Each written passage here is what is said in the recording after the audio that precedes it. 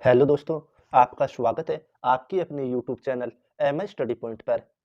दोस्तों, आज की इस वीडियो के माध्यम से हम जो अपनी दैनिक पाठ योजना है, उसके ऊपर आज हम चर्चा करेंगे। दोस्तों, आज हम गणित विषय के जो दैनिक पाठ योजना है, जो अपनी डेली लेसन प्लान डायरी है, उसके अंदर हम हमारा लेसन बनाएंगे। दोस्तों, आज हम इस वीडियो के माध्यम से हम प्रीमिय संख्याएं जो कि अपना प्रकरण है, उसके ऊपर आज हम हमारा लेसन बनाएंगे।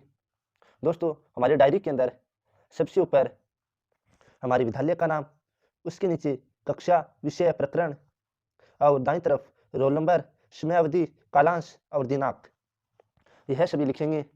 और दोस्तों, उसके पश्चात हमें हमारा जो उद्देश्य और अपेक्षित व्यवहारगत परिवर्तन है, वह लिखने होते हैं। दोस्तों, हमारे जो उद्देश्य हैं 6: ज्ञान, अवबोध, ज्ञानोपयोग, कौशल, अभिरुचि और अभिवृत्ति। इन सभी के अंदर जो अपनी अपेक्षित व्यवहारगत परिवर्तन है, वह लिखने होते हैं। तो हमारा जो ज्ञान उद्देश्य है, उसके सामने हम अपेक्षित व्यवहारगत परिवर्तन लिखेंगे कि छात्र प्रीमिय संख्याओं से संबंधित संख्याओं का प्रत्याभिज्ञान कर सकेंगे, छात्र प्रीमिय संख्याओं का प्रत्यास्मरण कर सकेंगे, छात्र प्रीमिय संख्याओं से संबंधित उदाहरण दे सकेंगे, छात्र प्रीमिय संख्याओं की व्याख्या कर सकेंगे। दोस्तों, फिर हमारा जो तीसरा उद्देश्य है ज्ञानोपयोग, उसके सामने हम लिखेंगे, प्रत्येक के अंदर हमें दो दो व्यवहारगत परिवर्तन लिखने होते हैं। तो हमारा जो तीसरा उद्देश्य है, उसके सामने लिखेंगे कि छात्र प्रीमिय संख्याओं का दैनिक जीवन में उपयोग कर सकेंगे, छात्र प्रीमिय संख्याओं से संबंधित सीखे हुए ज्ञान का स्थानांतरण कर सकेंगे, छात्र प्रीमिय संख्याओं की संगणना कर सकेंगे, छात्र प्रीमिय संख्याओं से संबंधित तथ्यों का हल करने की कुशलता विकसित कर सकेंगे। हमारा जो पांचवा उद्देश्य है, उसके अंदर जो अभिरुचि, उसके सामने लिखेंगे कि छात्र प्रीमिय संख्याओं के अध्ययन में रुचि ले सकेंगे, छात्र प्रीमिय संख्याओं से संबंधित समस्याओं को हल करने में रुचि ले सकेंगे। फिर हमारा छठा जो उद्देश्य है अभिवृत्ति, उसके सामने लिखेंगे कि छात्र प्रीमिय संख्याओं के बारे में सकारात्मक दृष्टिकोण विकसित कर सकेंगे, छात्र प्रीमिय संख्याओं के बारे में समीक्षात्मक दृष्टिकोण रख सकेंगे। दोस्तों, अपने जो उद्देश्य लिखने के पश्चात हमें जो हमारी सहायक सामग्री है, वह लिखनी होती है। सहायक सामग्री दो प्रकार की होती है, सामान्य और विशिष्ट। सामान्य के सामने लिखेंगे श्यामपट्ट, चौक, डस्टर, लपेट फलक, संकेतक, पुस्तक इत्यादि। और जो विशिष्ट है, उसके अंदर लिखेंगे कि प्रीमिय संख्याओं को दर्शाता हुआ एक चार्ट। सहायक सामग्री लिखने के पश्चात हमें जो अपना पूर्व ज्ञान है, वह लिखना होता है। पूर्व ज्ञान के समक्ष लिखेंगे कि छात्र प्रीमिय संख्याओं से संबंधित सामान्य जानकारी रखते हैं। अपना जो पूर्व ज्ञान लिखने के पश्चात हमें जो हमारा प्रस्तावना प्रश्न है, वह लिखना होता है। प्रस्तावना प्रश्न के अंदर जो हमारे 3 कॉलम बनाने होते हैं, एक क्रम संख्या, दूसरा छात्र अध्यापक क्रिया या फिर छात्र अध्यापिका क्रिया और तीसरा छात्र क्रिया। हमारा जो प्रस्तावना है, उसके अंदर हमें 4 या 5 क्वेश्चन पूछने होते हैं। तो हमारा पहला क्वेश्चन है कि 1 से अनंत तक की संख्याएँ क्या कहलाती है? छात्रों का जवाब आएगा प्राकृत संख्याएँ। फिर हमारा 2 नंबर क्वेश्चन लिखेंगे कि प्राकृत संख्याओं में शून्य जोड़ दिया जाए तो कौन सी संख्याओं का निर्माण होता है? उसके समक्ष लिखेंगे पूर्ण संख्याएँ। 3 नंबर, पूर्ण संख्याओं में ऋणात्मक प्राकृत संख्याएँ जोड़ने पर कौन सी संख्याएँ प्राप्त होती है? पूर्णांक संख्याएँ। दोस्तों, हम जो भी अपना प्रस्तावना प्रश्न तैयार करें, उसके अंदर हमेशा यह याद रखना है कि जो हमारा छात्र क्रिया जवाब आए, जैसे यहाँ पर प्राकृत संख्या आया है, तो जो दूसरा प्रश्न है, वह प्राकृत संख्याओं से स्टार्ट करना है। जैसे मैंने जो 3 नंबर क्वेश्चन है, या पूर्णांक संख्याएँ पर छात्रों का जवाब आया है, तो पूर्णांक संख्याओं से हमारा चौथा क्वेश्चन स्टार्ट करना है कि जो छात्रों का उत्तर आए, उत्तरों के को प्रयोग में करते हुए कि छात्रों द्वारा दिए गए उत्तर का प्रयोग करके हमें हमारा अगला क्वेश्चन स्टार्ट करना है।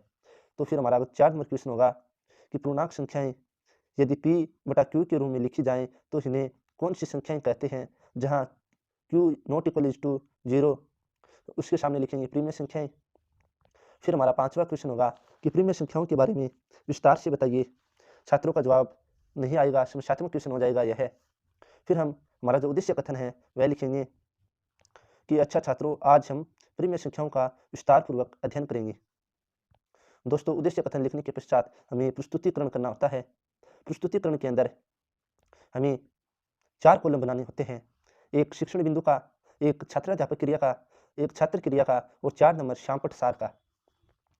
शिक्षण बिंदु के अंदर हमारा जो शिक्षण बिंदु होगा वह लेंगे। हमारा पहला शिक्षण बिंदु है भिन्न और परिमेय संख्याएं। इसके अंदर हम विकासात्मक प्रश्न लिखेंगे कि भिन्न का व्यापक रूप क्या है, उसके समक्ष लिखेंगे a अपॉन बी।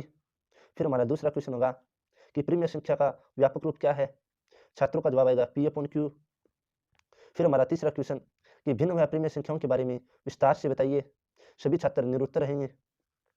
फिर हम हमारा जो वाक्य कथन है वह बोलेंगे कि सभी छात्र ध्यानपूर्वक सुनेंगे व समझेंगे तथा मुख्य बिंदुओं को अपनी अभ्यास पुस्तिका में लिखेंगे।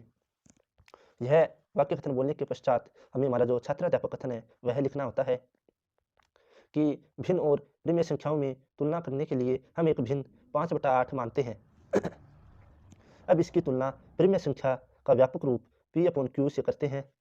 यहाँ p बराबर 5 व q इक्वल टू 8 है, तो एक परिमेय संख्या की शर्त को पूर्ण करती है, अतः भिन्न भी एक परिमेय संख्या होती है। इसी प्रकार अन्य भिन्न 2/5, 7/9 आदि भी परिमेय संख्या है। दोस्तों, जो छात्राध्यापक कथन हम बोलते हैं वही हमें श्यामपट्ट पर लिखना होता है, वह हमारा श्यामपट्ट सार होता है। उसके सामने जो छात्राध्यापक कथन है उसी के सामने हमें श्यामपट्ट सार चिपकाना है। अपना श्यामपट्ट सार चिपकाने के पश्चात हमें छात्रों से 2 या 3 बोध क्वेश्चन पूछने होते हैं। तो हमारा पहला बोध क्वेश्चन है कि भिन्न 4/7 में p का मान क्या है, 4। फिर अगला क्वेश्चन भिन्न 4/7 में q का मान क्या है, 7। एक परिमेय संख्या का उदाहरण दो, 1/3। इस प्रकार हमारा जो एक शिक्षण बिंदु है वह पूर्ण होता है। हमारा अगला शिक्षण बिंदु है 2 नंबर शिक्षण बिंदु की समतुल्य परिमेय संख्याएं। इसके अंदर हमारा जो विकासात्मक प्रश्न है कि परिमेय संख्याएं 7/8 में अंश कितना है, 7। परिमेय संख्याएं 7/8 में हर कितना है, 8। अगला क्वेश्चन की समतुल्य परिमेय संख्याएं क्या है, सभी छात्र निरुत्तर रहेंगे। यह क्वेश्चन छात्रों के लिए समस्यात्मक प्रश्न बन जाएगा। फिर दोस्तों, हमारा जो छात्राध्यापक कथन होता है वह लिखेंगे छात्राध्यापक क्रिया के अंदर कि एक परिमेय संख्या को समान संख्या से उसके अंश व हर को गुणा करके समतुल्य परिमेय संख्या प्राप्त की जा सकती है। उदाहरण के लिए माना एक परिमेय संख्या 2/5 है। अब 2/5 के अंश व हर को 2 से गुणा करते हैं तो हमें 4/10 संख्या प्राप्त होती है, जो 2/5 की एक समतुल्य परिमेय संख्या है। यह कार्य हम छात्राध्यापक कथन के अंदर लिखेंगे और उसके सामने सभी छात्र ध्यानपूर्वक सुनेंगे व मुख्य बिंदुओं को अपनी अभ्यास पुस्तिका में लिखेंगे। और इसी के सामने जो हमारा श्यामपट्ट सार है वह चिपकाएंगे कि समतुल्य परिमेय संख्या अंश व हर का गुणा करके प्राप्त की जाती है। यदि 2/5 परिमेय है तो 4/10 इसकी समतुल्य परिमेय संख्या है। यह जो अपना छात्राध्यापक कथन के पश्चात हमें हमारा बोध क्वेश्चन पूछना होता है। हमारा जो बोध क्वेश्चन है वह है कि परिमेय संख्या के अंश व हर में समान संख्या से गुणा करके प्राप्त की जा सकती है। तो छात्रों का जवाब आएगा समतुल्य परिमेय संख्या। फिर हमारा अगला क्वेश्चन कि 7/9 की कोई समतुल्य परिमेय संख्या क्या है, छात्रों का जवाब आएगा 14/18। फिर हमारा अगला क्वेश्चन कि समतुल्य परिमेय संख्या का उदाहरण दीजिए, तो 3/4 व 9/12 हो जाएगा।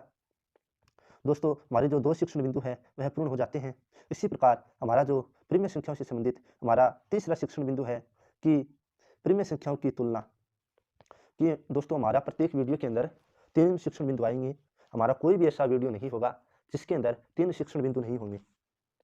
दोस्तों, अपना जो तीसरा शिक्षण बिंदु है परिमेय संख्याओं की तुलना, इसके विकासात्मक प्रश्न है कि एक भिन्न 0.4 व 0.04 में कौन सी संख्या बड़ी है, 0.4 ग्रेटर देन 0.04। फिर हमारा अगला क्वेश्चन कि एक पूर्णांक -6 व -8 में से बड़ी संख्या कौन सी है, -6 ग्रेटर देन -8। इसी प्रकार परिमेय संख्याओं की तुलना किस प्रकार करते हैं, छात्रों का जवाब नहीं आएगा। यह क्वेश्चन छात्रों के लिए समस्यात्मक प्रश्न बन जाएगा।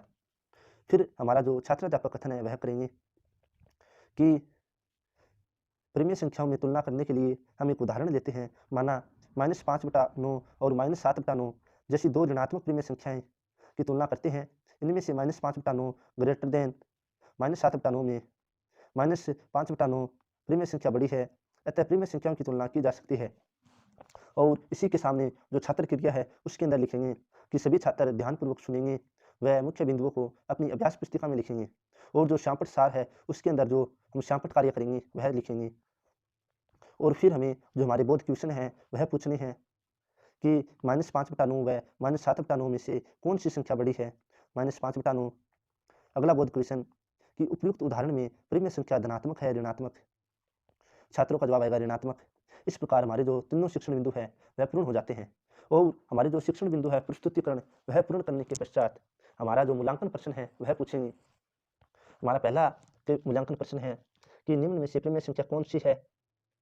ए बी सी डी है, इन चारों ऑप्शन में से पूछेंगे छात्रों से। तो इसमें हो जाएगा प्रिय संख्याएं तीनों हो जाएंगी। फिर हमारा अगला क्वेश्चन होगा कि 0.4 व 0.04 में बड़ी संख्या कौन सी है। 0.4 बी हो जाएगा। फिर हमारा अगला क्वेश्चन कि एक प्रिय संख्या 4/7 की समतुल्य प्रिय संख्या क्या है।